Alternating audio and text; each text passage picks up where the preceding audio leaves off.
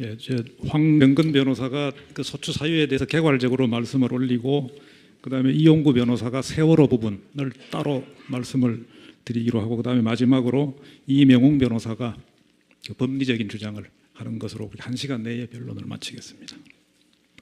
존경하는 재판장님 그리고 재판관님 여러분, 이 사건 소추 사유의 내용, 증거관계, 법리 적용 및 피청구인 주장에 대한 반박 등에 대해서는 변론 과정에서 수시로 제출한 총 40여 개의 준비서면, 그리고 지난 2월 23일자 종합준비서면에서 상세히 이미 말씀드렸습니다.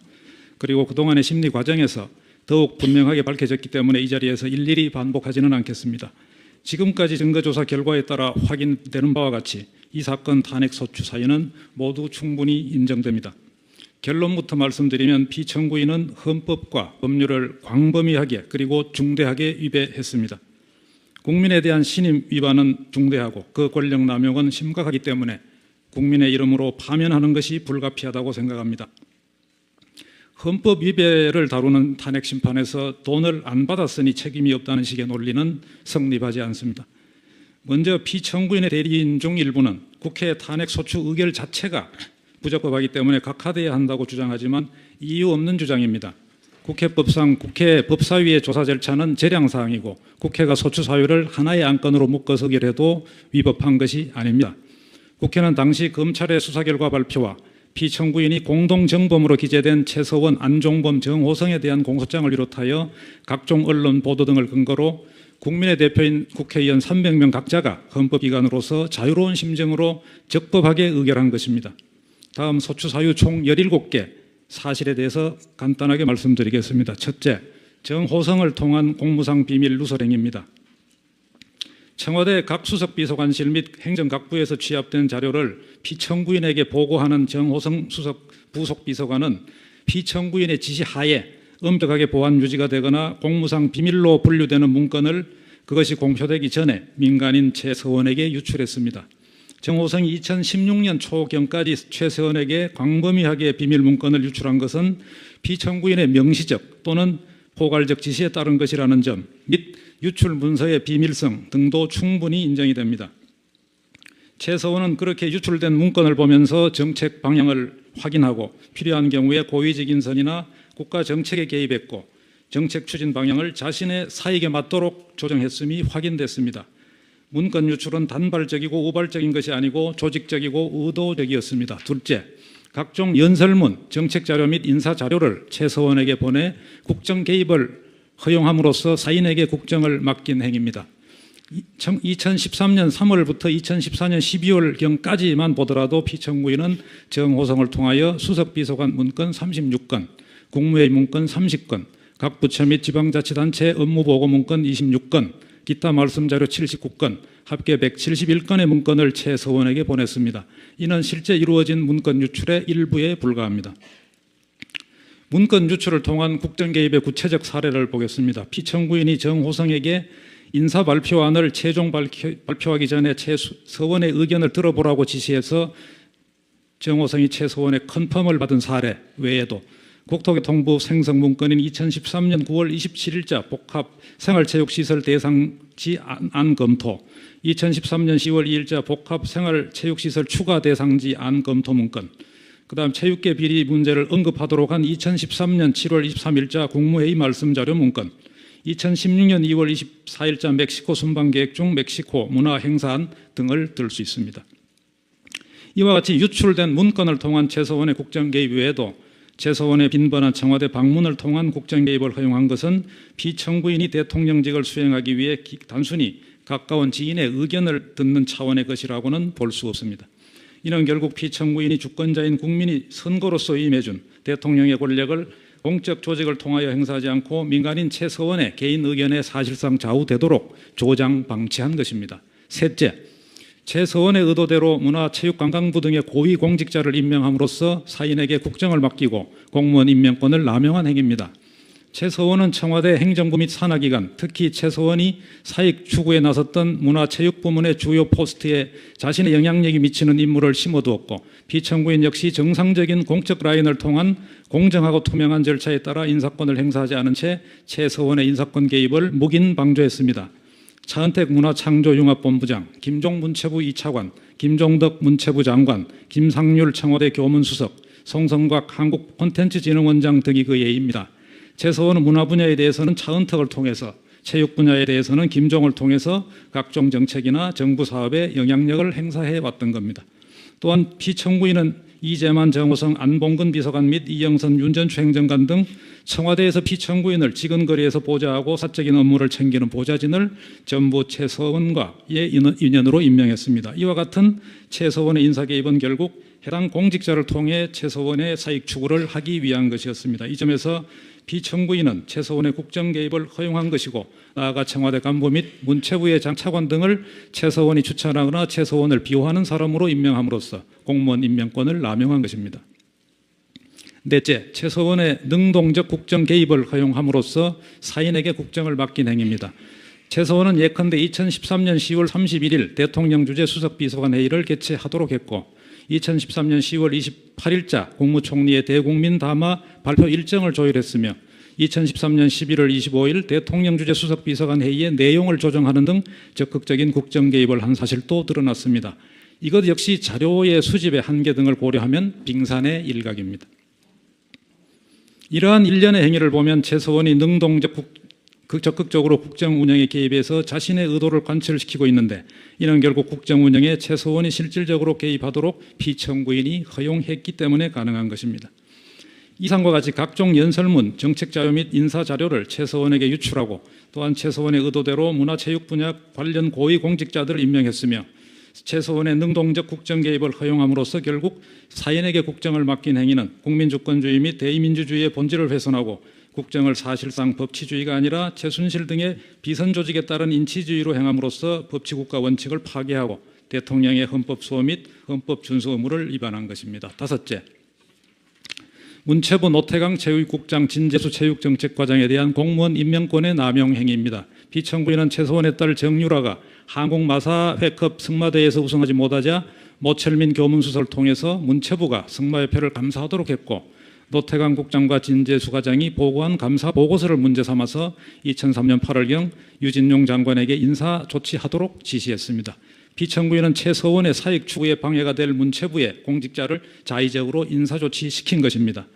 피청구인은 이들의 인사 조치를 지시한 사실은 인정하면서도 이들이 직무 감찰 결과 여러 가지 문제가 있었고, 또한 체육계 비리 척결의 의지가 부족했기 때문이라고 주장하지만 이는 사실이 아닙니다. 피청구인의 행위는 대통령에게 부여된 공무원 임명권을 자의적으로 행사한 것이기 때문에 헌법상 직업공무원제 및 국가공무원법을 위배한 겁니다. 여섯째, 문체부 1급 공무원 일괄 사표와 선별 수리에 따른 공무원 임명권 남용 행위입니다. 유진용 장관이 후임자도 없이 전격 면직되고 김종덕 장관이 취임한 후인 2014년 10월경 피청구인은 김기춘 비서실장을 통해 문체부 1급 공무원 6명에 대해서 일괄 사표를 제출하게 했고, 그 가운데 문화예술인 지원 배제 리스트 적용에 소극적인 태도를 보이고 영화 변호인 펀드에 투자하는 데 관여했던 최규학 기획관리실장, 김종삼 종무실장, 신용원 문화콘텐츠 산업실장의 사표를 전격적으로 선별 수리했습니다. 이러한 일괄 사표 수리와 선별 수리는 블랙리스트에 등재된 문화예술인에 대한 지원을 배제하기 위해서 블랙리스트의 적용에 소극적인 문체부 고위 간부를 선별해서 강제 면직시킨 겁니다. 피청구인은 이 블랙리스트 부분은 국회 탄핵소추 의결서에 포함되어 있지 않아서 이 사건 심판의 대상으로 삼을 수 없다고 주장하지만, 블랙리스트에 대한 설명은 일괄 사표, 선별 수리의 경위와 이유를 구체화한 것이기 때문에 블랙리스트 작성을 새로운 소추 사유로 추가한 것이 결코 아닙니다. 이러한 1급 공무원에 대한 일괄 사표 제출과 선별 수리에 따른 공무원 임명권의 남용 행위는 엄연히 헌법과 국가공무원법에 위배됩니다. 일곱째, 미르재단 설립 모금 관련 권한 남용 행위입니다. 그 다음에 여덟 번째는 K스포츠재단 설립 모금 관련 권한 남용 행위입니다. 전경련 및 기업 관련자들의 증언과 진술에 따르면 피청구인이 기업들의 자율적인 재단 설립이라는 미명하에 실제로는 대통령과 안종범 경제수석의 권한을 남용하여 암시적 위력을 동원해서 재단 출연을 하게 하고 그 설립 운영을 최서원에게 사실상 일임했음이 넉넉히 인정됩니다. 최서원은 나아가 그의 플레이그라운드와 더 블루케이를 이용해서 미르재단과 K스포츠재단으로부터 용역을 받아서 사익을 추구하고자 했고, 피청구인은 최서원의 사익 추구를 적극적으로 도와주었습니다. 피청구인은 최서원과 함께 출연금 액수, 재단의 임직원 선정, 정관 및 조직 등을 결정했고, 최서원이 정해준 대로 안종범에게 지시하는 등으로 재단 설립과 운영 과정에 광범위하고도 깊숙이 관여했습니다. 비청구인은 비청구인의 국정과제 중 하나인 문화융성의 일환으로 두 재단을 설립한 것이라고 주장하고 있는데, 기록에 나타난 재단 설립의 경위, 법적 근거 유무, 설립 과정의 공개성 여부, 임원진 선정 및 직원 채용 경위, 재단 출연 및 운영의 방식 등에 비추어 보면 비청구인의 주장은 도저히 믿을 수 없습니다. 9째, 롯데그룹이 K스포츠재단에 70억 원을 추가 출연하게 한 권한 남용 행위입니다. 롯데그룹은 미르와 K스포츠재단에 이미 45억 원을 출연한 후에 면세점 특허권 심사에서 탈락하고 관세청에 서울시내 면세점 추가 선정 계획 발표에 따른 특허 신청이 가능해지고 경영권 분쟁 및 비자금 문제 등으로 수사와 재판 등으로 혼란을 겪고 있었습니다. 비청구인은 회장과 단독 면담한 후에 안종범에게 롯데그룹이 하남시 체육시설 건립자금 75억 원을 부담하기로 했으니 진행 상황을 챙겨보라고 지시를 했고, 그 후에 롯데그룹이 K스포츠재단에 70억 원을 추가 출연했습니다. 그런데 롯데그룹에 대한 검찰의 압수수색이 실시되기 직전부터 70억 원을 롯데그룹에 반환했습니다. 이와 같이 비청구인이 기업들로 하여금 미르재단과 K스포츠재단에 출연하게 한 행위는 대통령과 경제수석의 암시적 이력에 의한 형사법 위반일 뿐만 아니라 기업 자유의 원칙과 사유재산제를 침해하는 것이며 시장경제원리와 자유민주적 기본질서의 정면으로 위배되는 행위입니다. 10번째, 현대차그룹이 KD코퍼레이션에 대해서 특혜 제공을 하게 하는 권한남용 행위입니다. 최서원은 KD코퍼레이션의 현대자동차에 대한 납품 청탁과 함께 사업 소개서를 이영선, 정호성을 통해 비청구인에게 전달했습니다. 비청구인은 정몽구 회장과 김용환 부회장을 독대하는 자리에서 KD코퍼레이션을 언급했고, 현대차와의 계약 체결을 종용해서 그 취지를 안종범에게도 지시해서 이후 납품 계약을 체결했던 겁니다. 11번째, 현대차그룹이 최서원의 플레이그라운드에 대해서 특혜 제공을 하게 하는 권한남용 행위입니다.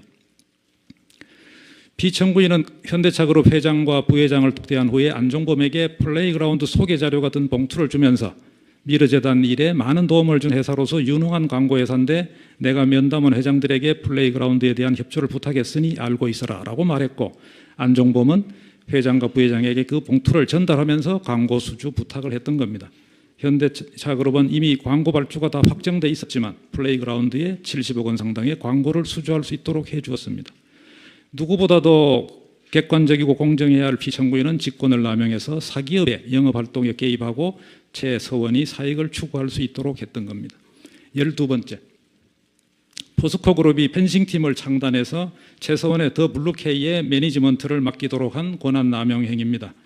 최서원은 더 블루케이가 포스코가 창단할 배드민턴 팀 선수단의 매니지먼트를 담당한다는 기획안을 마련했고, 이를 전달받은 비청구인은 포스코 회장과 면담 후에 안종범에게 지시했고 며칠 후에 진행 상황을 확인까지 했습니다. 포스코그룹은 협상 끝에 결국 펜싱팀을 창단하고 그 매니지먼트를 더 블루케이에 맡겼습니다. 13번째, 최서원의 부탁을 받고 KD가 이동수 신혜성을 채용하고 광고 담당으로 보직 변경하게 하는 권한남용 행위입니다. 최서원은 플레이그라운드를 통해서 기업들로부터 광고를 수주받기 위해서 자신의 측근 이동수 신혜성을 대기업 광고 업무 책임자로 채용시키고자 이를 비청구인에게 부탁했고, 비청구인은 안종범을 통해 KT 회장에게 두 사람의 채용을 요구해서 채용되게 했습니다. 그 후에 비청구인은 안종범을 통해 이동수와 신혜성을 KT의 광고 담당으로 옮기도록 해서 이들의 보직이 변경되었습니다. 14째, KT가 최서원의 플레이그라운드에 대해서 특혜 제공을 하게 하는 권한남용 행위입니다. 위와 같이 이동수 신혜성을 채용되게 하고 광고 담당으로 보직을 변경시킨 후에 최서원의 부탁을 받은 비청구인은 안종범에게 플레이그라운드가 KT의 광고 대행사로 선정되도록 하라는 지시를 했고, 안종범은 KT 회장에게 비청구인의 지시사항을 전달했습니다. 이에 KT는 신규 설립돼서 실적이 부족한 플레이그라운드가 공개 경쟁 입찰에서 광고 대행사로 선정될 수 있도록 기존의 선정 기준을 변경하는 등의 방법으로 광고 대행사로 선정한 후에 광고를 발주했습니다. 15째, 그랜드 코리아 레저가 최서원의 더 블루케이와 장애인 펜싱팀 위촉 계약을 체결하도록 하는 권한남용 행위입니다. 그랜드 코리아 레저와 더 블루케이의 용역계약 협상은 최서원의 제안에 이어 비청구인의 지시로 안종범이 적극 주선을 했습니다. 위와 같이 민간 기업의 최서원에 대한 특혜 제공 등으로 인한 비청구인의 권한남용 행위는 형사법 위반에 해당될 뿐만 아니라 헌법상의 시장경제 질서, 기업의 재산권, 직업의 자유, 평등 원칙, 법률 유보 원칙, 자유민주적 기본 질서에 위배됩니다. 16째, 세계일보 관련 언론의 자유 침해입니다.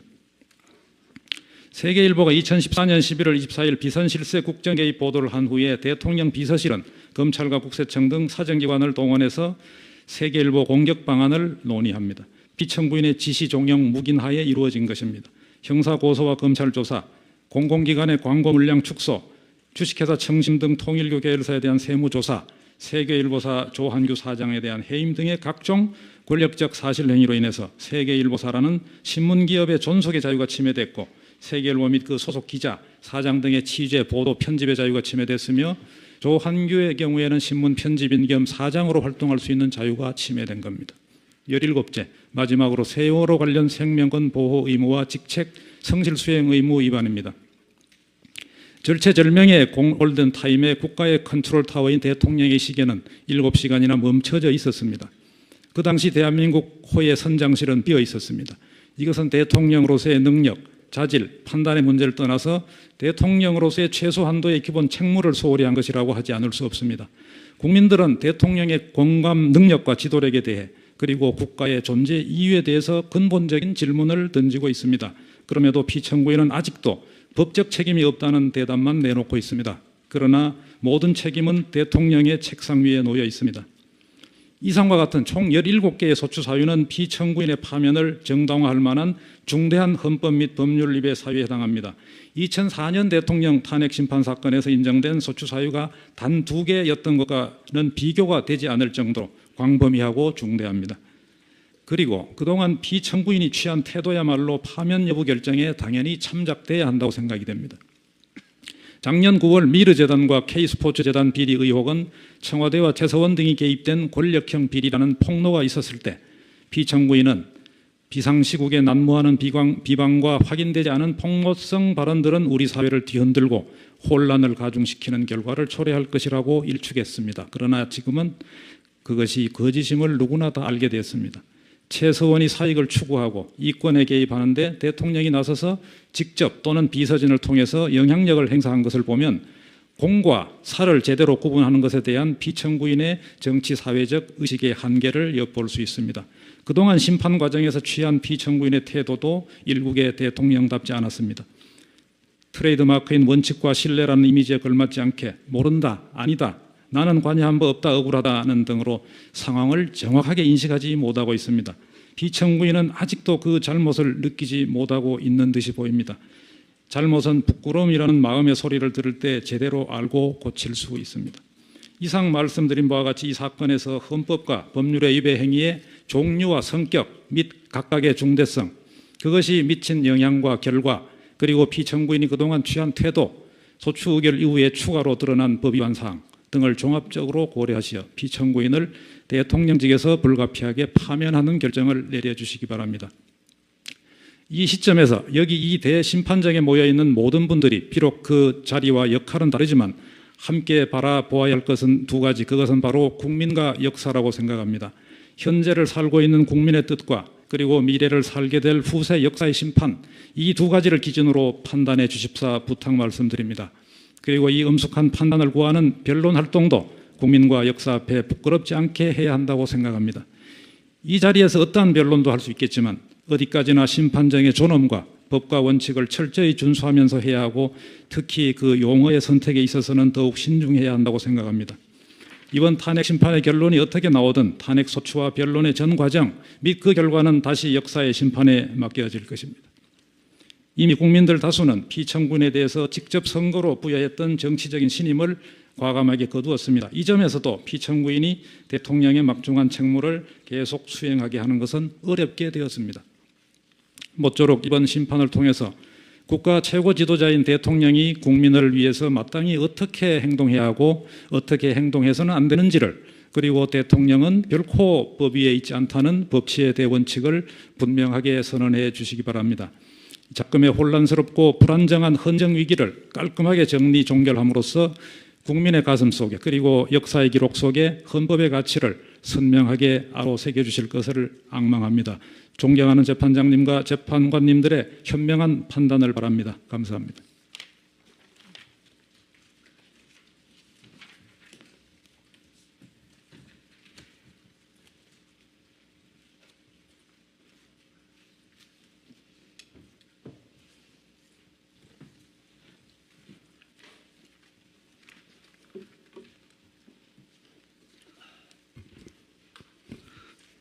예, 이용구 변호사입니다. 생명권 보호 의무 위반과 성실직책 수행 의무 위반에 대해서 좀 더 상세히 말씀드리겠습니다.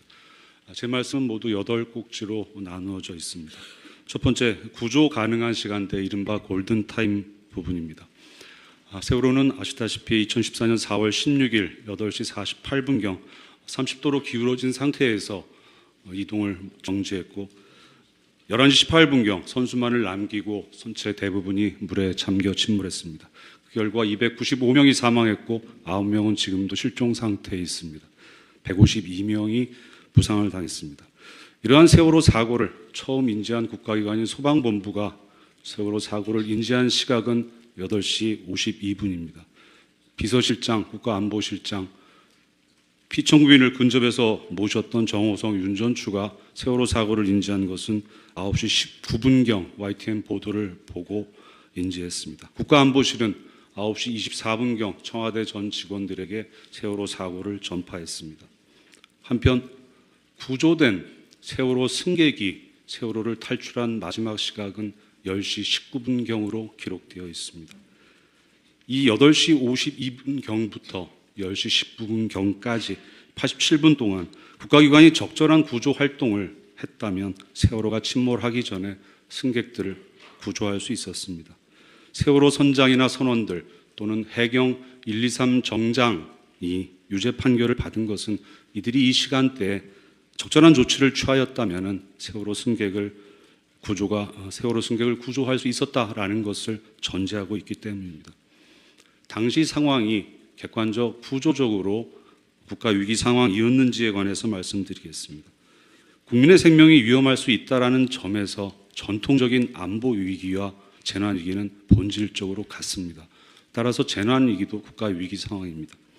목포 해경이 9시 전후 시점에 123정 그리고 309함 등 해경의 함정과 헬기, 항공기를 출동시켰고 해군도 그 무렵 PKG 고속함과 통영함 등의 출동을 지시했습니다. 국가안보실은 9시 30분경 해경 상황실로부터 제1보를 보고받습니다. 그 일보에는 해경이 세월호가 침수 중이고 침몰 위험이 있다는 조난 신고를 받고 해경이 함정과 항공기를 긴급하게 출동시켰고 해군의 협조 요청을 했다는 것을 확인했습니다.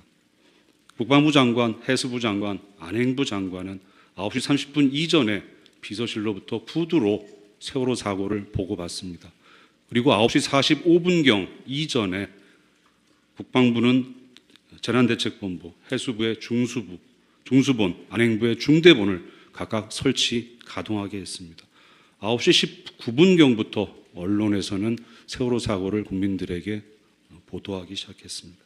이렇게 중대본, 중수본이 가동되고 해경과 해군의 함정, 헬기, 항공기가 출동한 것은 객관적으로 세월호가 침몰할 위기에 있고 그 세월호를 타고 있었던 국민의 수백 명의 국민이 사망할 위험에 있다라는 국가 위기 상황이었다라는 것을 말해주고 있습니다. 또 주관적으로도 대부분의 국가기관과 국민들이 이 위기 상황을 알고 있었습니다.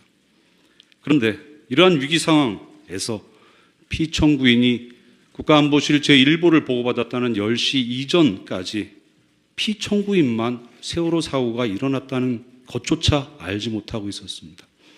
그 이유는 피청구인이 세월호 사고를 보고받거나 인식할 수 있는 상태에 있지 않았기 때문이라고 저는 생각합니다.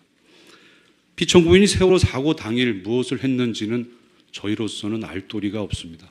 그러나 저희가 알 수 있는 것은 피청구인이 했어야 할 일을 하지 않았다라는 것은 알고 있습니다.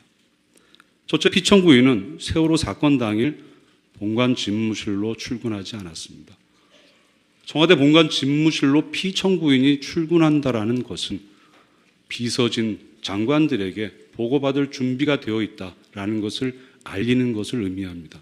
대통령을 정점으로 하는 행정부의 기능이 본격적으로 가동되기 시작했다라는 것을 의미합니다. 비서실장과 국가안보실장은 국정조사에서 그날 피청구인이 어디에 있는지 몰라서 바로 세월호 사고를 보고하지 못했다라고 증언했습니다. 그러나 대통령 보좌진이 대통령의 소재를 모르는 경우는 있을 수가 없습니다. 경호실, 수행비서에게 전화 한 통 걸면 해결될 일을 몰랐다는 것은 있을 수가 없습니다. 결국 피청구인이 어디에 있는지 몰랐다는 비서실장 등의 진술의 본뜻은 피청구인이 보고받을 준비가 되어 있었는지를 몰랐다는 것을 의미하는 것으로 새겨야 합니다. 둘째, 피청구인은 평소 최순실, 정호성 등과 차명폰으로 수시로 통화를 했고 또 수석비서관, 장관들과도 팔이 아플 정도로 수시로 통화를 했다고 합니다. 그런데 유독 이날만은 어느 누구도 피청구인에게 전화로 세월호 사고를 알리지 않았습니다. 청와대 관계자들은 대통령에게 보고하는 것인데 정확한 상황 파악을 하고 보고를 해야 해서 보고가 늦어졌다. 그 이야기를 하고 있습니다.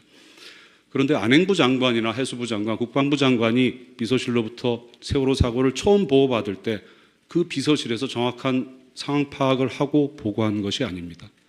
어느 국가기관의 장이 위기 상황에서 정확한 서면 보고를 하라고 요구하겠습니까? 만약에 최초 보고가 정확한 상황 보고라면 그것은 오히려 위기 상황이 아닌 것입니다. 역설적으로 위기 상황을 더 정확하게 파악하기 위해서 적절한 대응을 하기 위해서 결정권자에게 먼저 간략하게 구두로 보고하고 이후 중대본, 중수본 등을 가동시켜서 정확한 상황을 파악하고 대응 방법을 모색하는 순서가 맞습니다.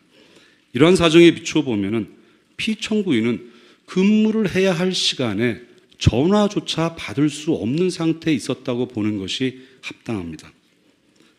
피청구인의 10시 이후의 행동에 대해서 말씀드리겠습니다. 피청구인의 주장에 따르면 피청구인은 10시 국가안보실 일보를 보고받고 처음 세월호 사고를 인지했고 10시 15분경 및 10시 22분경에 국가안보실장에게 전화해서 단 한 명의 인명피해도 발생하지 않도록 할 것, 여객선 내 객실, 엔진실 등을 철저히 확인해서 누락 이론이 없도록 할 것을 지시하였다고 합니다. 만약 피청구인이 국가안보실 상황보고 일보를 읽었다면 상식적으로 떠오르는 의문은 이런 의문이어야 합니다. 상황보고 일보에는 세월호가 침수 중이다라고 기재되어 있으니 어느 정도 침수되었는지, 침몰 위험이 있는지, 침몰하기까지 시간은 얼마나 걸리는지, 470명이 타고 있고 당시 56명만 구조되었다고 보고서에 기재되어 있으니 대부분의 승객이 구조되지 않았는데 승객들은 어떤 상태에 있는지, 어떻게 구조하려고 하는지, 필요한 것이 무엇인지, 안행부의 중대본은 가동되었는지, 대통령으로서 조치할 것이 무엇인지 이런 의문을 떠오르는 게 지극히 상식적입니다. 상황을 정확히 파악해야 대통령으로서 무엇을 할 것인지를 결정할 수 있기 때문입니다. 이런 의문을 해소하기 위해서 국가안보실장 또는 보좌진들에게 그런 내용을 확인하게 하고 보고하게 했어야 합니다. 그러나 피청구에는 국가안보실장 등에게 이런 내용을 확인하거나 보고하게 하지 않습니다. 당시 국가안보실장은 9시 50분경 이미 세월호가 60도 이상 기울어져 있고 그래서 승객들을 구조할 상황인데 구조가 필요한데 배로 추락한 승객들은 없으니 모두 대부분 배 안에 있다는 것을 알고 있었습니다. 또 국가안보실은 승객들에게 물에 뛰어내리라고 했다는 보도가 있는데 그것이 맞는지를 확인하기도 했습니다. 이런 상황에서 피청구인은 현장 상황과 전혀 맞지 않는 지극히 형식적인 지시를 하였다고 주장하면서 할 일을 다 했다고 주장하고 있습니다. 10시 피청구인의 국가안보실장에게 한 전화 지시는 10시 25분경 해경 상황실로 전달이 됩니다. 그런데 10시 25분경에는 이미 세월호가 선체가 거의 뒤집어진 상태였기 때문에 객실, 엔진실 등을 뒤져서 누락 인원을 빠짐없이 파악하라라는 지시가 있을 수가, 집행될 수가 없는 그런 상황이었습니다. 만약 피청구인이 국가안보실 상황보고 일보를 보고 수백 명의 국민이 구조되어야 할 상황이라는 것을 인식했다면 지체 없이 5분 거리에 있는 위기관리 상황실로 갔어야 합니다. 청와대 관저 서재에는 TV조차 없다고 합니다. 위기관리 상황실은 해경, 서해지방청, 목포 해경 상황실과 통화할 수 있는 한 라인이 설치되어 있습니다. 국가안보실장, 비서실장을 불러서 좀 상황 판단해보고 대책을 논의할 수 있는 장소이기도 합니다. 윤 전 초의 증언에 의하면 당시 피청구인은 즉시 위기관리 상황실로 갈 수 있는 복장 상태에 있었다고 합니다. 피청구인의 당일 행적과 주장 내용 등을 놓고 저는 처음엔 잘 이해가 안 됐습니다. 그런데 제가 내린 결론은 세월호 사고 당시 생명의 위험에 빠진 국민을 구조하는 일은 해경이나 관련 담당자들이 할 일이지 대통령의 직무가 아니라고 피청구인은 인식했고 지금도 마찬가지인 것이다 라고 생각을 하게 되었습니다. 즉 재난으로 인해서 죽어가는 국민의 생명을 구하는 것이 대통령의 직무다라고 생각하지 않고 있었다라는 것입니다. 이러한 인식이 없었기 때문에 피청구인은 사고 현장 상황을 파악하려는 노력을 일체 하지 않았습니다. 자기가 구할 일이 아닌데 현장 상황을 파악할 이유가 없었던 것입니다. 세월호 사고에 적극 대응해야 할 해경 등이 구조활동을 제대로 하는지조차 확인하지 않았고 잘못된 구조활동을 하고 있는데도 그대로 방치했습니다. 국가의 총역량을 집중해서 구조활동에 활용해야 될 시기에 국가의 총역량을 결집하지 않았습니다. 피청구는 세월호 사고에 대해서 크게 4가지 변명을 하고 있습니다. 첫 번째 변명은 피청구인은 재난사고시 컨트롤타워가 아니라는 변명입니다. 국가위기관리 기본 지침에 따르면 재난위기에 관한 정보, 상황의 종합 및 관리 업무를 국가안보실이 하도록 되어 있습니다. 그 국가안보실장을 지휘하는 사람은 피청구인입니다. 세월호 사고 당시 실제 현장 정보가 가장 집중된 곳이 국가안보실이었습니다. 국가안보실은 오로지 대통령 보고를 위해서 구조활동에 바쁜 해경 상황실에 현지 영상을 보내라라는 것을 수없이 독촉을 합니다. 만약에 피청구인이 모든 보고를, 세월호 관련 보고를 받아야 될 최종 컨트롤 타워가 아니었다면 그렇게 할 이유가 없었습니다. 100번 양보해서 안행부 장관이 책임질 일이다라고 하더라도 그 안행부 장관을 지휘 감독해야 될 사람은 피청구인밖에는 없습니다. 안행부 장관은 세월호 사고 발생 후에 중대본 설치만 지시하고 경찰 교육원 졸업식에 가버립니다. 그래서 초기에 아무런 지휘 감독을 하지를 않습니다. 두 번째 변명은 구체적인 구조 활동은 선원들, 목포 해경, 서해지방청, 해경청장이 할 일이지 사고 현장으로부터 멀리 떨어져 있었던 피청구인이 할 수 있는 일이 아니라는 것입니다. 그런데 현장에 출동한 해경이나 이를 지휘할 해경 책임자들, 안행부 장관 등이 제대로 구조 활동을 지휘하고 있는지를 확인하는 것은 역시 피청구인의 업무입니다. 이것은 마치 전쟁이 일어났을 때 대통령이 전투를 직접 하지는 않지만 전쟁을 승리로 이끌 전략을 수립하게 하고 그것을 최종 결정하고 집행하게 하는 것과 하등 다를 것이 없습니다. 세 번째 변명은 국가안보실장, 해경청장 등의 보고가 제대로 이루어지지 못했다는 변명입니다. 그러나 좀 전에도 말씀드린 바와 같이 이들로 하여금 제대로 현장 상황을 파악해서 보고하게 할 의무는 피청구인에게 있습니다. 마지막으로 피청구인은 언론의 오보와 구조 인원에 대한 잘못된 보고를 핑계대고 있습니다. 그런데 피청구인은 사고 당일 TV를 보지 않았기 때문에 11시 1분경부터 시작된 언론의 오보가 피청구인의 인식에 어떤 혼란을 가져오지 않았습니다. 더구나 국가안보실은 11시 7분경 이미 언론 전원구조 보도가 오보라는 걸 알고 있었기 때문에 오보 자체를 피청구인에게 보고하지 않았습니다. 다음, 피청구인은 1시 7분경 서해안전 비서관으로부터 13시경 현재 370명이 구조되었다라고 보고를 받습니다. 그래서 370명이 구조되었으니 한숨 놓았다라는 취지로 이야기를 합니다. 그런데 피청구인에게 온 보고를 시간 순서대로 종합을 해보면 이렇습니다. 10시 49분경 선체가 전복되었다는 보고를 받습니다. 10시경 161명이 구조되었다는 보고를 받습니다. 그로부터 1시간 20분이 지난 12시 20분경 179명이 구조되었다는 보고를 받습니다. 즉 11시경부터 12시 20분경까지 1시간 20분 동안 18명만이 추가로 구조되었다는 보고를 받았는데 12시 20분경부터 1시경까지 사이에 40분 동안 무려 191명이 추가로 구조되었다는 보고를 받은 셈입니다. 선체가 전복되어 있는 상태에서 그렇습니다. 당시 국가안보실장은 이건 있을 수 없는 일이다라고 생각했다고 진술한 적이 있습니다. 이 보고를 받고 피청구인이 했어야 하는 말은 이 보고가 맞습니까? 어떻게 그 짧은 시간에 많은 사람을 구조했습니까? 만약에 서현전 비서관의 보고가 맞다고 생각했다 하더라도 100명이 여전히 구조되지 않고 있었으니 그럼 나머지 승객들은 어떻게 구조합니까? 라고 물었어야 합니다. 그러나 이런 주장이나 진술은 일체 없었습니다. 언론의 오보나 구조 인원에 대한 잘못된 보고를 탓하는 것은 사후에 꾸며진 변명이 분명합니다. 세월호 참사에서 확인된 피청군의 부작위는 국민의 생명권 보호 의무 위반을 인정하기에 충분합니다. 피청군이 세월호 사고를 인식할 수 있었던 무렵인 9시 19분경, 늦어도 9시 24분경부터 10시 19분까지 세월호 승객의 생명권이 위협받는 절박한 시간이었습니다. 그 시간에 승객들에게 퇴선 조치를 지시하지 않았다는 이유로 세월호 선장과 선원들 123 정장이 유죄 판결을 받았고 123 정장을 지휘 감독해야 할 목포 해양경찰서장은 징계를 받았습니다. 이들이 승객들은 퇴선하라는 말 한마디만 했다면 승객의 생명을 구할 수 있었기 때문입니다.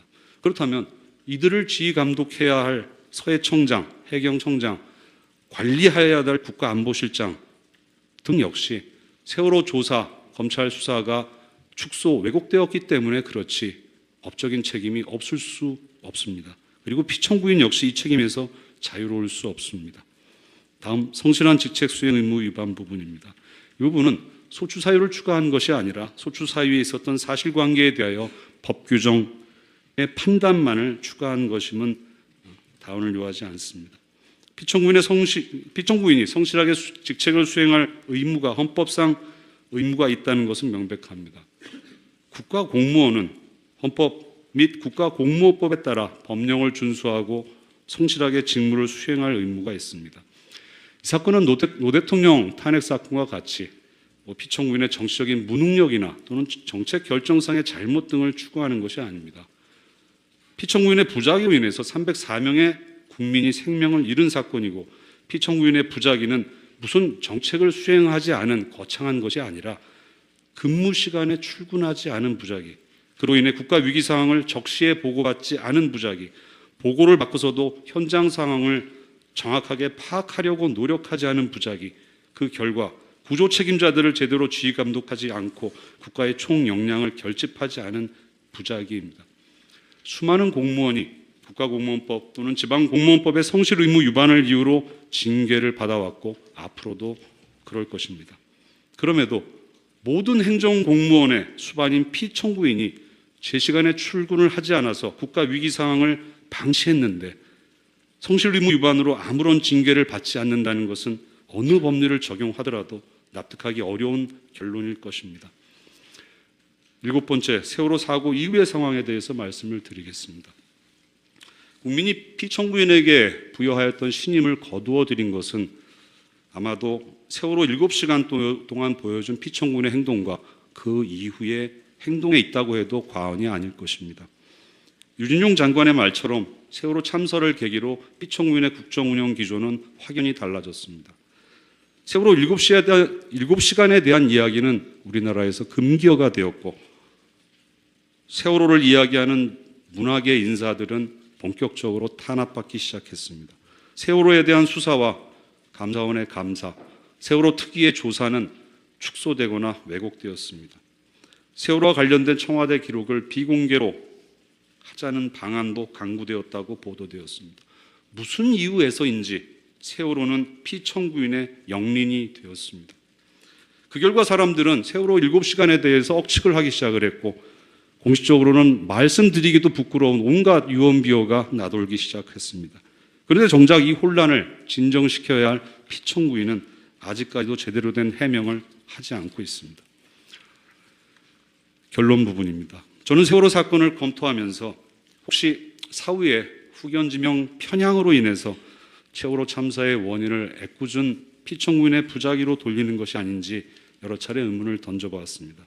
그러나 세월호 승객들을 구조할 골든타임은 있었고 그 시간에 피청구인이 아무것도 하지 않은 것도 명백합니다.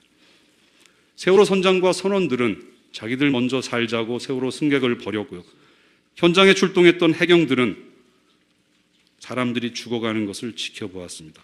누군가 퇴선하라는 말 한마디만 했으면 살 수 있었을 사람들이었습니다. 확실히 해경은 세월호 승객들을 못 구한 것이 아니라 안 구한 것입니다. 세월호 참사의 책임이 이들에게 1차적으로 있다는 것은 맞습니다.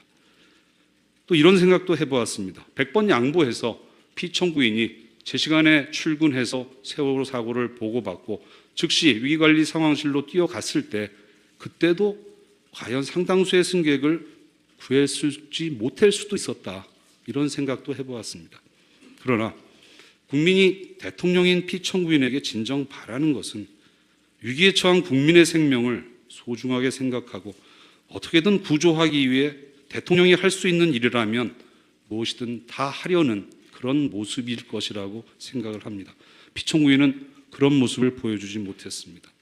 나아가 피청구인은 국가위기 상황에서 대통령이 국민의 생명을 구하기 위해 최선을 다해 노력해야 할 책임과 있다는 것을 인식조차 못한 것이 명백합니다.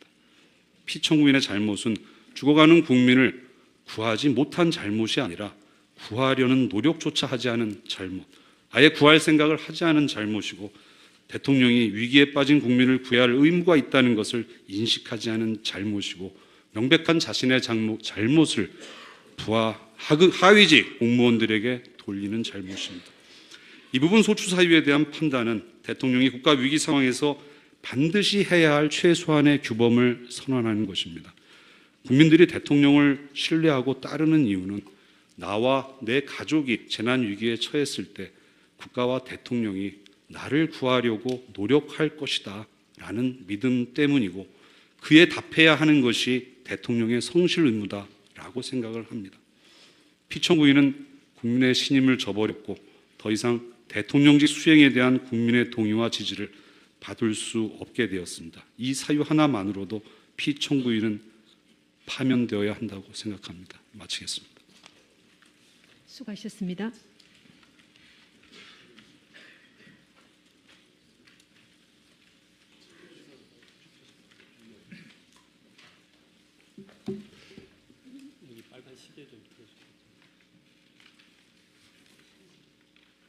네, 20분으로. 이명 변호사입니다. 이미 앞에서 그 많은 소추 사유와 중대성 부분도 상당히 좀 나온 부분이 있습니다. 그렇지만 이 사안이 좀 워낙 그 역사적인 사건이고 해서 제가 그 준비한 부분을 약간 좀 시간이 걸릴 수 있겠는데 20분을 넘지는 않도록 이렇게 하겠습니다. 우선 이 사건에서 우리가 국가와 헌법의 존재 목적을 한번 좀 생각을 해봐야 될 것 같습니다. 그 아리스토텔레스에 의하면 국가라는 혼자로서 작업하기 어려운 개인들이 모여서 공동의 이익을 추구하기 위한 최고의 정치적 공동체를 의미합니다. 여기서 중요한 것은 공동의 이익을 취한다는 것이죠. 국가가 사적 권력에 의해서 사익에 남용되어서는 안 될 것입니다. 국가는 공직을 통해서 활동하며 공직을 통하여 비로소 구체적으로 파악됩니다. 헌법의 목적은 바로 그 공직의 남용을 통제하고 국민의 자유와 복리를 증진하기 위한 것입니다. 대통령 국가의 원수이자 행정부의 수반인 2004년 결정에서 헌법재판소는 대통령의 지휘와 역할에 대해서 이렇게 강조하였습니다. 대통령의 권한과 정치적 권위는 헌법에 의하여 부여받은 것이며 헌법을 경시하는 대통령은 스스로 자신의 권한과 권위를 부정하고 파괴하는 것이다. 대통령은 법치와 준법의 상징적 존재로서 자신 스스로가 헌법과 법률을 존중하고 존수하여야 하면 물론이고 다른 국가기관이나 일반 국민의 위헌적 또는 위법적 행위에 대하여 단호하게 나섬으로써 법치국가를 실현하고 궁극적으로 자유민주적 기본질서를 수호하기 위하여 최선의 노력을 기울여야 한다. 헌법재판소가 판시한 대통령 파면 사유는 두 가지로 되어 있습니다. 우선 자유민주적 기본질서 위배입니다. 자유민주적 기본질서라는 개념은 자유민주주의, liberal democracy의 한 표현입니다. 이는 헌법재판소가 통합진보당 사건에서 판시한 바와 같이 개인의 자유와 권리 존중, 권력분립주의, 사법부의 독립, 법치주의의 원리, 그리고 자유시장 경제 질서와 같은 자유주의의 요소와 국민주권주의, 대의민주주의, 의회주의, 선거제도, 복수정당제도와 같은 민주주의 요소의 혼합체입니다. 그러므로 자유민주적 기본질서란 공직자의 권력 남용과 헌법질서의 손상을 통제하고자 하는 목적을 지닌 탄핵 심판 절차가 궁극적으로 보장하고자 하는 헌법질서에 해당하는 것입니다. 이 사건에서는 특별히 자유민주적 기본질서에 관하여 두 가지 점이 주목되어야 할 것이라고 생각합니다. 첫째는 여기서 말하는 법치주의라는 것이 단순히 형식적 법치주의가 아니라 실질적 법치주의를 포함한다라는 개념인 것입니다. 이 사건에서 피청구인은 최순실의 연설문 수정 등 국정 의견이 있어도 자신이 직접 결정한 것이고, 문체부 장차관도 결국 자신이 임명한 것이고, 재단 설립에 대해서는 어떤 경제 살리기 차원에서 요청을 한 것이고, 세계일보 언론 탄압에 대해서는 자신이 직접 지시한 바가 없고, 세월호 사건에서도 인명구조에 자신이 책임이 없다라는 형식적 논리에 입각한 변명을 하고 있습니다. 이에 대해서 헌법재판소는 과연 피청구인이 그러한 직무 관련 행위들이 실질적 법치주의, 즉 인권 보장과 정의의 요청에 맞는 것인지, 아니면 형식적 법치주의로 도피하려는 것은 아닌지 살펴봐야 할 것이고, 이것이 헌법재판으로서 탄핵심판 절차에 부합하는 그런 과제라고 생각을 하고 있습니다. 두 번째는 자유민주적 기본질서는 시장 경제 질서를 포함한다는 것입니다.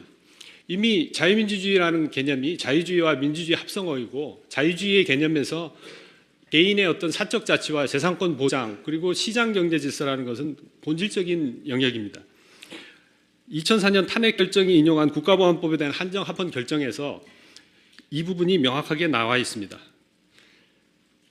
그렇기 때문에 이런 시장 경제 질서가 위반이 됐다라고 하면 국가 권력이 사적 자치에 입각한 기업의 자유와 창의, 어떤 시장 질서 영역에서 근본적인 헌법 위배를 한 것이고, 그것이 자유민주적 기본질서의 위배에 해당될 수 있다, 이렇게 보아야 할 것입니다. 두 번째 대통령 파면 사유는 국민의 신임을 배신한 행위입니다. 이 국민의 신임을 배신한 행위라는 것은 2004년 결정을 보면 두 가지 차원에서 우리가 의미를 받아들일 수 있습니다. 첫째는 대통령이 대의민주주의에 입각한 국민이 직접 선출한 국민이 직접 선출한 최고 공직자이기 때문에 대통령을 파면시키려면 그만큼 중대한 법 위반이 있어야 된다라는 것입니다. 한편으로는 대통령 파면 사이의 기준이 국민의 신임을 배반한 행위라는 그런 법리로 전개된다라는 것입니다.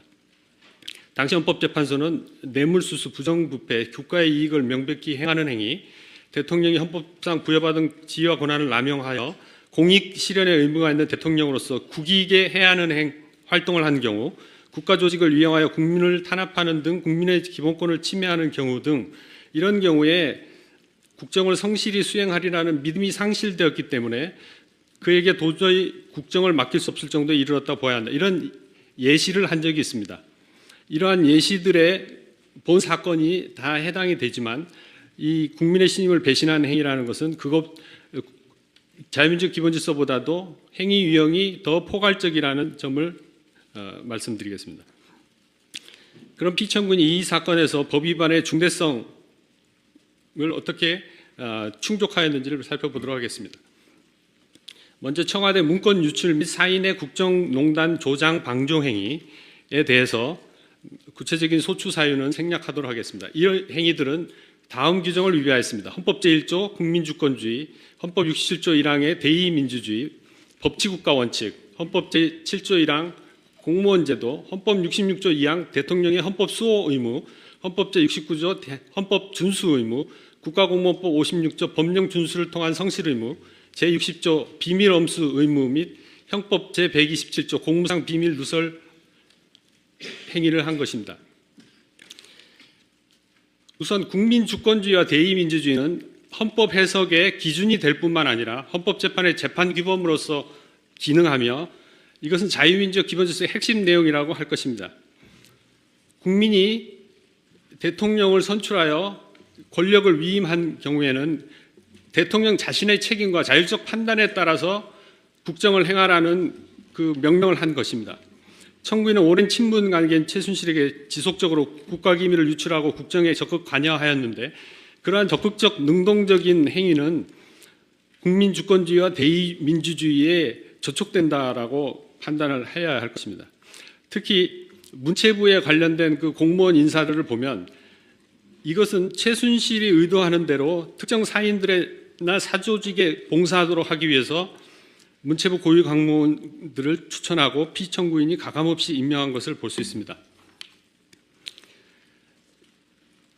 설사 이것이 피청구인의 고위공직자 임명권 행사를 좌지우지하거나 거기에 실질적 영향을 끼쳤다는 것에 대해서 피청구인이 부인하는 것이 타당성이 있다라고 하더라도 헌법재판소법 주석서에 따르면 탄핵 사추 사유에 해당하는 것은 고의뿐만 아니라 직무집행에 있어서 명백하고 중대한 과실이 있는 경우를 포함하고 있습니다. 이 건에서 보면 고위공직자 임명에 있어서 자질보다는 최순실의 지인이라는 주관적 고려가 앞섰으며 객관적으로 자의적인 임명권 행사임이 명백한 것은 그 공무원들이 지금 모두 구속 기소되어 최순실과 관련된 범죄 혐의로 재판을 받고 있다는 것에서 알 수 있고 또 공직자들이 직무에 관련하여 하나같이 최순실의 이권과 특혜 제공으로 관련되어 있다는 것입니다. 이러한 점에서 객관적 증거에 의해서 그러한 과실 유무가 판단될 수 있다고 볼 것입니다. 설사 그렇게 볼 수 없다라고 해도 헌법 제7조의 공무원 제도를 훼손하고 대통령의 공무원 임명권을 자의적으로 행사한 것이 명백하므로 그 범위가 문화체육관광부의 전반에 걸쳐 있다는 점에서 이는 국민의 신임을 배신한 정도의 중대한 법 위반에 해당한다고 할 것입니다. 다음으로 문체부의 노태강, 전재수, 문화체육부 관광부의 1급 공무원 일괄 사표와 선별 수리에 관하여 살펴보겠습니다.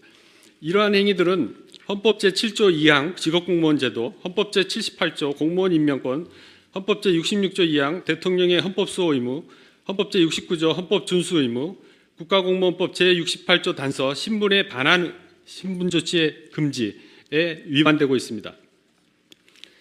헌법과 법률이 정하는 바에 따라 신분이 보장되는 공무원에 대해서는 징계가 필요한 경우라 하더라도 징계에 따른 법에 따른 적법 절차에 이루어져야 하는데 그러한 적법 절차가 전혀 없이 노태강, 진재수는 좌천되거나 퇴직하게 되었습니다.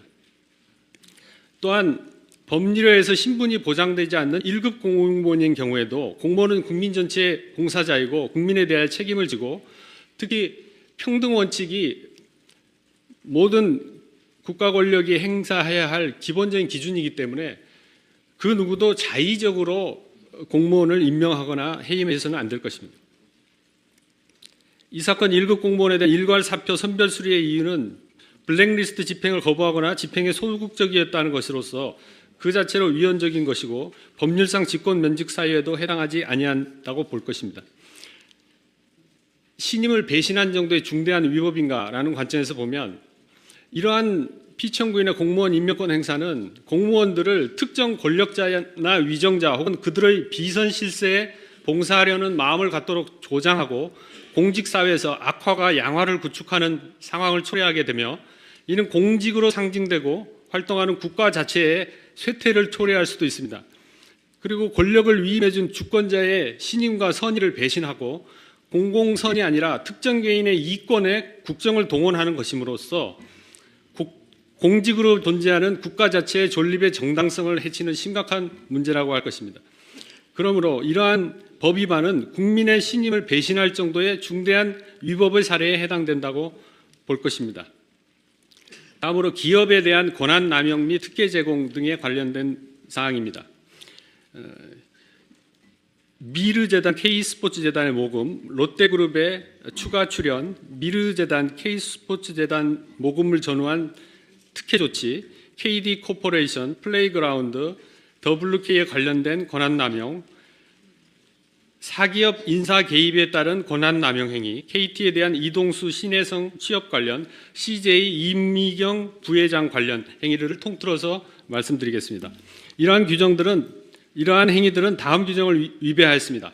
헌법 제15조 영업의 자유 및 직업선택의 자유, 헌법 제23조 1항 재산권, 헌법 제119조 1항 시장경제질서, 헌법 제37조 2항 법률유보 원칙, 헌법 제66조 제2항 대통령의 헌법 수호 의무, 헌법 제69조 헌법 준수 의무, 형법 제123조 직권남용, 제324조 강요, 형법 제129조 뇌물, 형법 제130조 제3자 뇌물 제공, 뇌물에 관해서는 특정 범죄 가중처벌 등에 관한 법률 제2조 1항 1호 제2호. 이러한 피청구인의 법 위반 행위는 기업에 대해서 강요한 것이고, 이러한 강요된 행위의 특징이 이 사건에서 면밀히 중요성이 부각되어야 할 것입니다.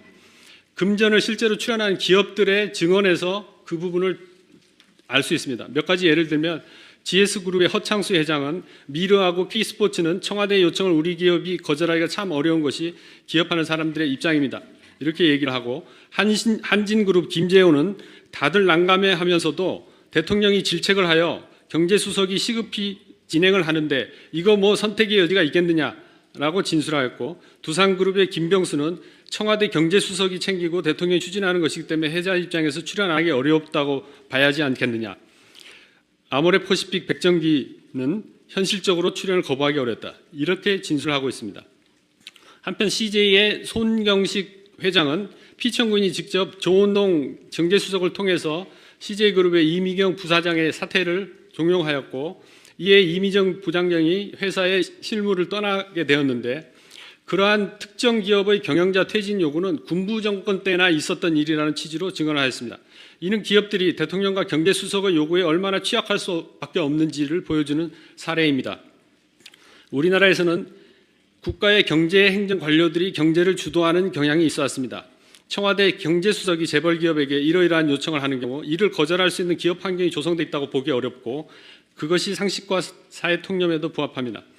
피청구인은 자신은 돈을 받은 적이 없고 중소기업 등의 복지를 위해서 일을 했다라고 하지만, 대통령이 수석비서관을 시켜 특정한 요구나 요청을 사기업에 하는 것 자체가 지니는 헌법적 문제를 전혀 인식하고 하지 못하고 있는 것입니다.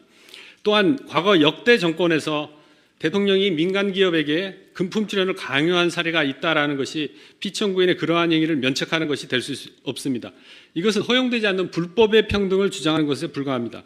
그러므로 피청구인이 최순실의 이권을 위해서 기업에 대한 출연 요청, 인사청탁, 용역 제공 청탁 등을 한 것에 자신이 어떤 이득을 취했느냐가 문제되는 것이 아니라 그런 행위 자체를 경제수석을 통해 하였다는 것이 헌법적으로 문제가 되는 것입니다. 이러한 위반 행위는 자유시장 경제 등의 정면을 위반되는 것으로 자유민족 기본 질서를 적극적 능동적으로 위배하고 대통령의 헌법 수호 및 헌법 준수 의무를 저버린 것입니다. 설령 자유민족 기본 질서를 적극적 능동적으로 위배한 것이 아니라고 하더라도 이는 2004 헌나 2일 결정이 예시한 바와 같이 대통령이 국가 조직을 이용하여 국민을 탄압하는 등 국민의 기본권을 침해하는 경우이고, 양 재단이 국가 예산과 밀접히 관련되어 있다라는 상황에서 이 점은 청구인의 2017년 2월 22일자 준비서면을 참조해 주시기 바랍니다.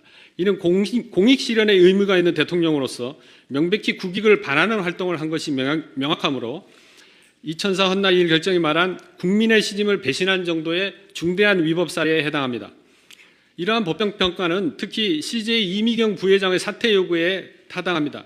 이는 적나라한 권력 남용 행위로서 전형적인 국가 조직을 이용한 국민 탄압이 아니라고 할 수 없으며, 기본권을 보호해야 할 피청구인이 앞장서서 사기업의 임원의 직업의 자유와 사기업의 영업의 자유를 침해한 행위로서 대통령으로서 국민으로 맡은 신임을 완전히 저버린 행위라고 보지 아니할 수 없습니다. 다음으로 세계일보에 관련된 언론의 자유 침해 행위입니다. 이 부분에 대해서 헌법 제21조 1항 언론의 자유, 헌법 제15조 직업선택의 자유, 헌법 전문의 자유민족 기본질서, 헌법 제66조 2항 대통령의 헌법 수호 의무 및 69조의 헌법 준수 의무를 위반하였습니다. 피청구인의 비판적 언론에 대한 부정적 인식은 이미 이 사건 이전에 청와대 비서진에게 나타나고 있습니다. 고 김영환 수석의 비망록 2014년 7월 15일자 메모를 보면 피청구인은 시사저널 일요신문에 대해서 끝까지 밝혀내야 피할 수 없는 본때를 보여야 선제적으로 열성과 근성으로 발본색원이라고 지시하고 있습니다. 이러한 지시와 그 이후에 피청구인이 국기문란 발언, 그리고 그런 분위기에서 청와대의 비서진들이 동원한 세계일보에 대한 언론의 자유 침해가 발생하였던 것입니다.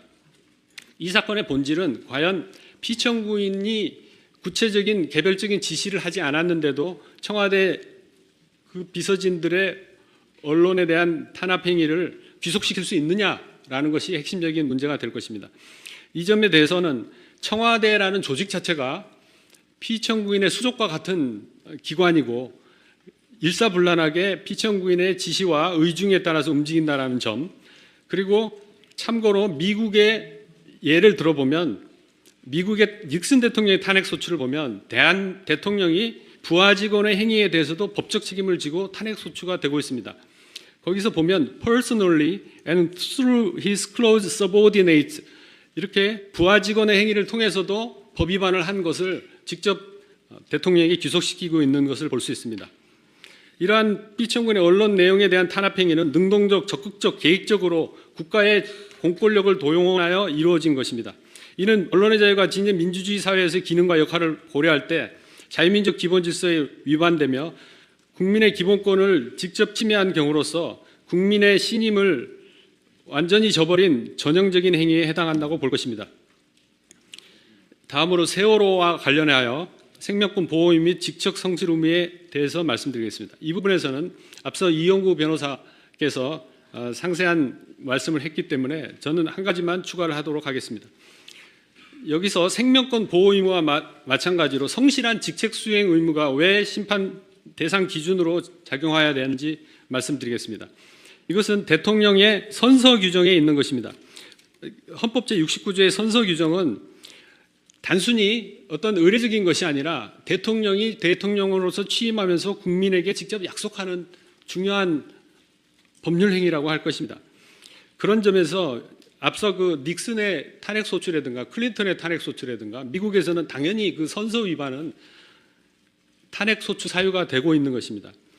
2004년 사건에서는 경제정책에 대한 실패 문제였기 때문에 경제정책의 실패를 대통령의 어떤 성실수행 의무로 의율하기는 어려웠지만 이 케이스는 구체적 개별적인 아주 특수한 그 국가 재난의 상황에서의 대통령의 어떤 성실 의무 위반에 대한 부분입니다.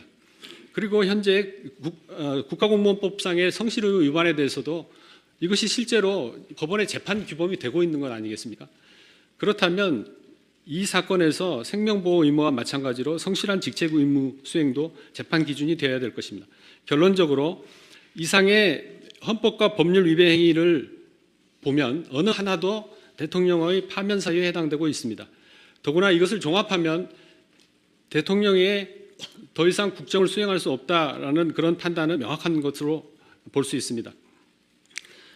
소추 의결서에서 지적하였듯이 2016년 11월 당시 박근혜 대통령에 대한 지지율은 아주 낮게 추락하였으며 대부분의 국민들이 대통령의 하야나 탄핵을 요구를 하였고 그러한 국민들의 의사를 받아들여서 국회는 제적의원 3분의 2 이상으로 이 사건 탄핵 소추 의결을 하였고 거기에는 야당뿐만 아니라 많은 여당 의원들도 동참하였습니다. 당시 이미 검찰이 피청구인의 범죄 혐의를 인정하였으며 수많은 증거가 이를 뒷받침하고 있었고 그 증거들이 탄핵 심판 절차에서 충분히 현출되고 많은 증인 신문도 이루어졌습니다.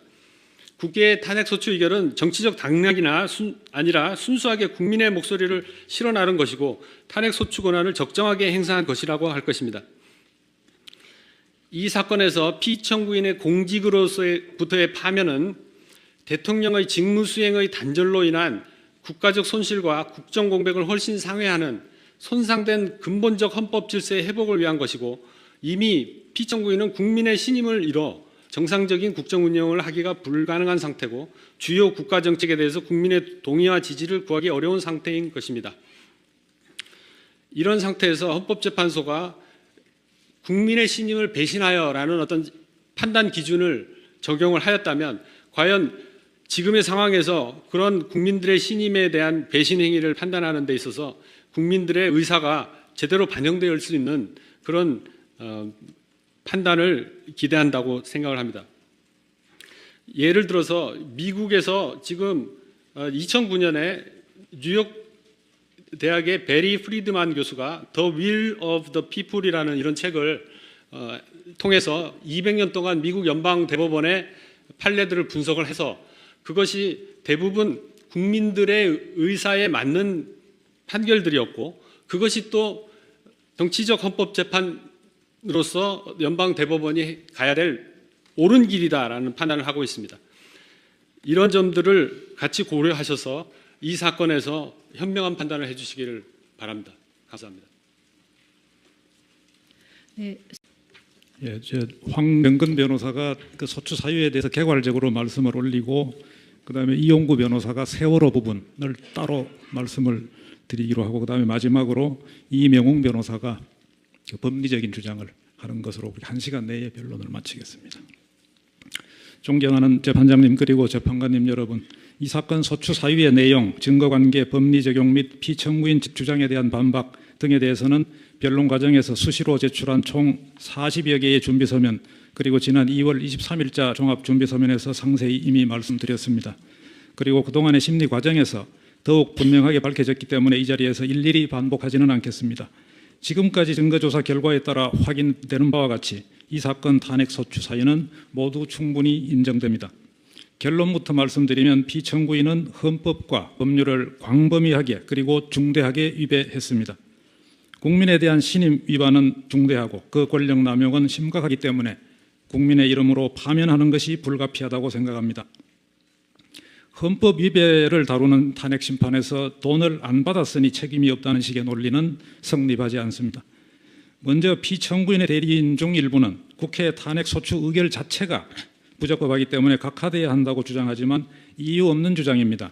국회법상 국회 법사위의 조사 절차는 재량사항이고 국회가 소추 사유를 하나의 안건으로 묶어서 의결해도 위법한 것이 아닙니다. 국회는 당시 검찰의 수사 결과 발표와 피청구인이 공동정범으로 기재된 최서원, 안종범, 정호성에 대한 공소장을 비롯하여 각종 언론 보도 등을 근거로 국민의 대표인 국회의원 300명 각자가 헌법기관으로서 자유로운 심정으로 적법하게 의결한 것입니다. 다음 소추 사유 총 17개 사실에 대해서 간단하게 말씀드리겠습니다. 첫째, 정호성을 통한 공무상 비밀 누설행위입니다. 청와대 각 수석 비서관실 및 행정각부에서 취합된 자료를 피청구인에게 보고하는 정호성 수석 부속 비서관은 피청구인의 지시하에 엄격하게 보안 유지가 되거나 공무상 비밀로 분류되는 문건을 그것이 공표되기 전에 민간인 최서원에게 유출했습니다.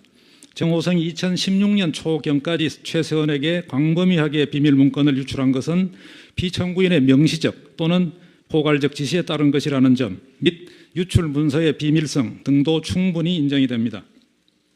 최서원은 그렇게 유출된 문건을 보면서 정책 방향을 확인하고 필요한 경우에 고위직인선이나 국가 정책에 개입했고 정책 추진 방향을 자신의 사익에 맞도록 조정했음이 확인됐습니다.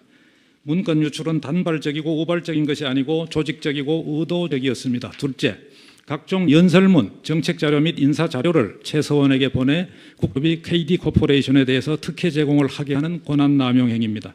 최서원은 KD코퍼레이션의 현대자동차에 대한 납품 청탁과 함께 사업 소개서를 이영선, 정호성을 통해 피청구인에게 전달했습니다. 피청구인은 정몽구 회장과 김용환 부회장을 독대하는 자리에서 KD코퍼레이션을 언급했고 현대차와의 계약 체결을 종용해서 그 취지를 안종범에게도 지시해서 이후 납품 계약을 체결했던 겁니다. 11번째, 현대차그룹이 최서원의 플레이그라운드에 대해서 특혜 제공을 하게 하는 권한남용 행위입니다. 피청구인은 현대차그룹 회장과 부회장을 독대한 후에 안종범에게 플레이그라운드 소개 자료 같은 봉투를 주면서 미르재단 일에 많은 도움을 준 회사로서 유능한 광고 회사인데 내가 면담원 회장들에게 플레이그라운드에 대한 협조를 부탁했으니 알고 있어라 라고 말했고 안종범은 회장과 부회장에게 그 봉투를 전달하면서 광고 수주 부탁을 했던 겁니다. 현대차그룹은 이미 광고 발주가 다 확정돼 있었지만 플레이그라운드에 70억 원 상당의 광고를 수주할 수 있도록 해주었습니다. 누구보다도 객관적이고 공정해야 할 피청구인은 직권을 남용해서 사기업의 영업활동에 개입하고 최서원이 사익을 추구할 수 있도록 했던 겁니다. 12번째, 포스코그룹이 펜싱팀을 창단해서 최서원의 더 블루케이의 매니지먼트를 맡기도록 한 권한남용 행위입니다. 최서원은 더 블루케이가 포스코가 창단할 배드민턴팀 선수단의 매니지먼트를 담당한다는 기획안을 마련했고 이를 전달받은 피청구인은 포스코 회장과 면담 후에 안종범에게 지시했고 며칠 후에 진행 상황을 확인까지 했습니다. 포스코 그룹은 협상 끝에 결국 펜싱팀을 창단하고 그 매니지먼트를 더 블루K에 맡겼습니다. 13번째, 최서원의 부탁을 받고 KD가 이동수 신혜성을 채용하고 광고 담당으로 보직 변경하게 하는 권한 남용 행위입니다. 최서원 플레이그라운드를 통해서 기업들로부터 광고를 수주받기 위해서 자신의 측근 이동수 신혜성을 대기업 광고 업무 책임자로 채용시키고자 이를 피청구인에게 부탁했고, 피청구인은 안종범을 통해 KT 회장에게 두 사람의 채용을 요구해서 채용되게 했습니다. 그 후에 피청구인은 안종범을 통해 이동수와 신혜성을 KT의 광고 담당으로 옮기도록 해서 이들의 보직이 변경되었습니다. 14째, KT가 최서원의 플레이그라운드에 대해서 특혜 제공을 하게 하는 권한 남용 행위입니다. 위와 같이 이동수 신혜성을 채용되게 하고 광고 담당으로 보직을 변경시킨 후에 최서원의 부탁을 받은 피청구인은 안종범에게 플레이그라운드가 KT의 광고 대행사로 선정되도록 하라는 지시를 했고, 안종범은 KT 회장에게 피청구인의 지시사항을 전달했습니다. 이에 KT는 신규 설립돼서 실적이 부족한 플레이그라운드가 공개 경쟁 입찰에서 광고 대행사로 선정될 수 있도록 기존의 국정 개입을 허용함으로써 사인에게 국정을 맡긴 행위입니다. 2013년 3월부터 2014년 12월경까지만 보더라도 피청구인은 정호성을 통하여 수석비서관 문건 36건, 국무회의 문건 30건, 각 부처 및 지방자치단체 업무보고 문건 26건, 기타 말씀자료 79건, 합계 171건의 문건을 최서원에게 보냈습니다. 이는 실제 이루어진 문건 유출의 일부에 불과합니다.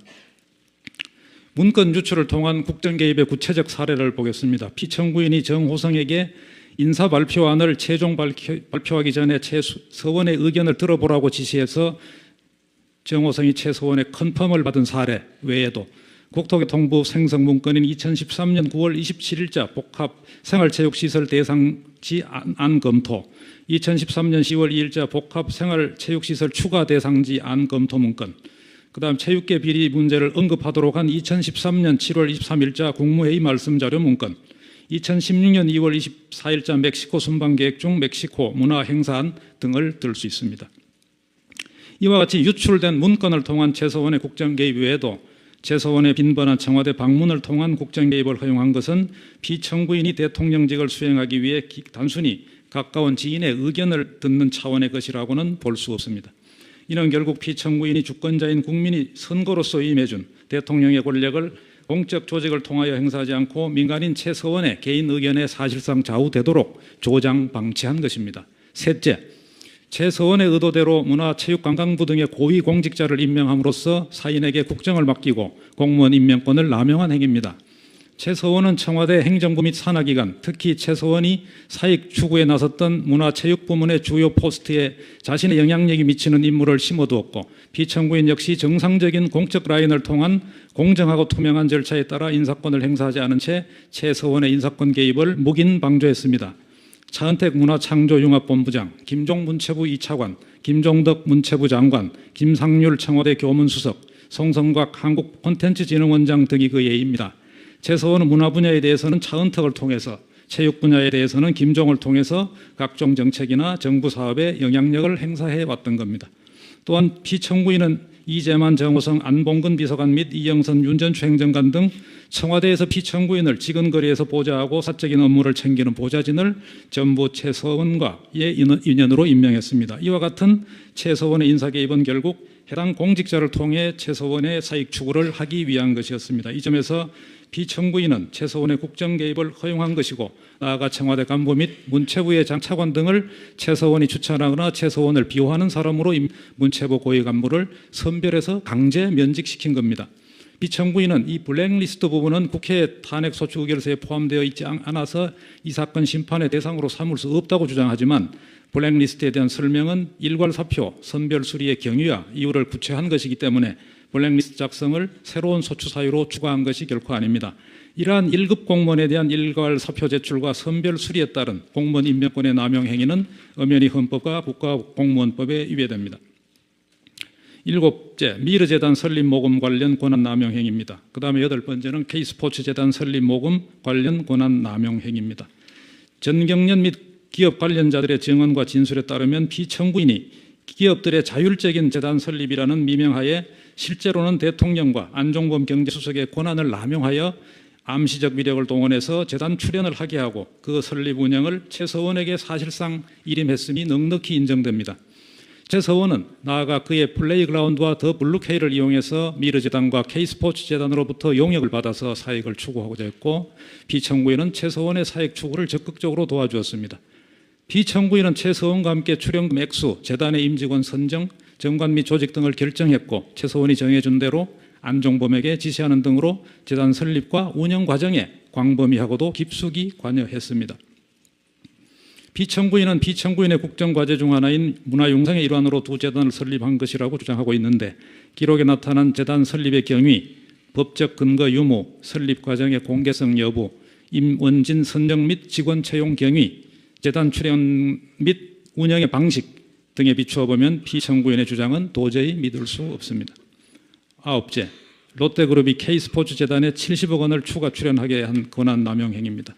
롯데그룹은 미르와 K스포츠재단에 이미 45억 원을 출연한 후에 면세점 특허권 심사에서 탈락하고 관세청에 서울시내 면세점 추가 선정 계획 발표에 따른 특허 신청이 가능해지고 경영권 분쟁 및 비자금 문제 등으로 수사와 재판 등으로 혼란을 겪고 있었습니다. 비청구인은 회장과 단독 면담한 후에 안종범에게 롯데그룹이 하남시 체육시설 건립자금 75억 원을 부담하기로 했으니 진행 상황을 챙겨보라고 지시를 했고, 그 후에 롯데그룹이 K스포츠재단에 70억 원을 추가 출연했습니다. 그런데 롯데그룹에 대한 검찰의 압수수색이 실시되기 직전부터 70억 원을 롯데그룹에 반환했습니다. 이와 같이 비청구인이 기업들로 하여금 미르재단과 K스포츠재단에 출연하게 한 행위는 대통령과 경제수석의 암시적 위력에 의한 형사법 위반일 뿐만 아니라 기업 자유의 원칙과 사유재산제를 침해하는 것이며 시장경제원리와 자유민주적 기본질서에 정면으로 위배되는 행위입니다. 10번째, 현대차를 운영함으로써 공무원 임명권을 남용한 것입니다. 넷째, 최서원의 능동적 국정 개입을 허용함으로써 사인에게 국정을 맡긴 행위입니다. 최서원은 예컨대 2013년 10월 31일 대통령 주재 수석비서관 회의를 개최하도록 했고, 2013년 10월 28일자 국무총리의 대국민 담화 발표 일정을 조율했으며 2013년 11월 25일 대통령 주재 수석비서관 회의의 내용을 조정하는 등 적극적인 국정 개입을 한 사실도 드러났습니다. 이것 역시 자료의 수집의 한계 등을 고려하면 빙산의 일각입니다. 이러한 일련의 행위를 보면 최서원이 적극적으로 국정 운영에 개입해서 자신의 의도를 관철시키고 있는데, 이는 결국 국정 운영에 최서원이 실질적으로 개입하도록 비청구인이 허용했기 때문에 가능한 것입니다. 이상과 같이 각종 연설문, 정책자료 및 인사자료를 최서원에게 유출하고, 또한 최서원의 의도대로 문화체육 분야 관련 고위공직자들을 임명했으며, 최서원의 능동적 국정 개입을 허용함으로써 결국 사인에게 국정을 맡긴 행위는 국민주권주의 및 대의민주주의의 본질을 훼손하고 국정을 사실상 법치주의가 아니라 최순실 등의 비선조직에 따른 인치주의로 행함으로써 법치국가 원칙을 파괴하고 대통령의 헌법수호 및 헌법준수 의무를 위반한 것입니다. 5째, 문체부 노태강 체육국장 진재수 체육정책과장에 대한 공무원 임명권의 남용 행위입니다. 비청구인은 최서원의 딸 정유라가 항공마사회컵 승마대회에서 우승하지 못하자 모철민 교문수석을 통해서 문체부가 승마협회를 감사하도록 했고, 노태강 국장과 진재수 과장이 보고한 감사 보고서를 문제 삼아서 2003년 8월경 유진용 장관에게 인사 조치하도록 지시했습니다. 비청구인은 최서원의 사익 추구에 방해가 될 문체부의 공직자를 자의적으로 인사 조치시킨 것입니다. 비청구인은 이들의 인사 조치를 지시한 사실은 인정하면서도 이들이 직무 감찰 결과 여러 가지 문제가 있었고, 또한 체육계 비리 척결에 의지가 부족했기 때문이라고 주장하지만 이는 사실이 아닙니다. 비청구인의 행위는 대통령에게 부여된 공무원 임명권을 자의적으로 행사한 것이기 때문에 헌법상 직업공무원제 및 국가공무원법을 위배한 겁니다. 6째, 문체부 1급 공무원 일괄 사표와 선별 수리에 따른 공무원 임명권 남용 행위입니다. 유진용 장관이 후임자도 없이 전격 면직되고 김종덕 장관이 취임한 후인 2014년 10월경 비청구인은 김기춘 비서실장을 통해 문체부 1급 공무원 6명에 대해서 일괄 사표를 제출하게 했고, 그 가운데 문화예술인 지원 배제 리스트 적용에 소극적인 태도를 보이고 영화 변호인 펀드에 투자하는 데 관여했던 최규학 기획관리실장, 김종삼 종무실장, 신용원 문화콘텐츠 산업실장의 사표를 전격적으로 선별 수리했습니다. 이러한 일괄 사표 수리와 선별 수리는 블랙리스트에 등재된 문화예술인에 대한 지원을 배제하기 위해서 블랙리스트의 적용에 소극적인